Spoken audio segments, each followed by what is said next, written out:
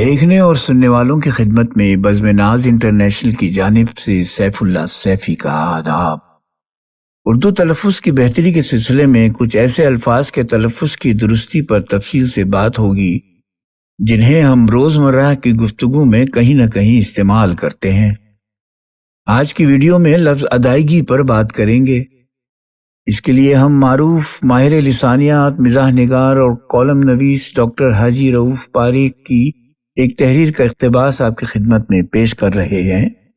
Doctor حاجی رؤف پاریک فرماتے ہیں، اگرچہ ادائیگی لکھنے اور بولنے کا رواج بہت عام ہو گیا ہے اور جو چیز زبان میں رائج ہو جائے اسے بدلنا مشکل ہوتا ہے، لیکن ادائیگی اصولاً غلط ہے اور اسے ادائی ہونا چاہیے کیونکہ یہ ادا سے ہے۔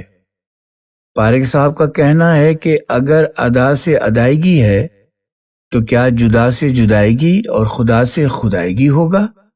ظاہر ہے کہ جدا سے جدائی ہے اور خدا سے خدائی ہے تو ادا سے ادائی ہوگا، ادائیگی نہیں۔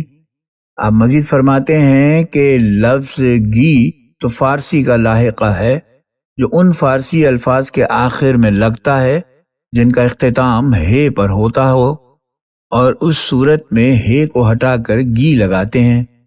مثال کے طور پر سنجیدہ، رنجیدہ، آمادہ، دیوانہ اور گندہ وغیرہ کے آخر میں سے ہے نکال کر گی لگائیں گے تو الگ ترتیب یہ اسم کیفیت بنیں گے: سنجیدگی، رنجیدگی، آمادگی، دیوانگی اور گندگی وغیرہ۔ اب یہ بتائیے کہ ادا کے ساتھ گی کس قاعدے کے تحت لگ سکتا ہے؟ لہٰذا صحیح لفظ ادائی ہوگا، ادائیگی نہیں۔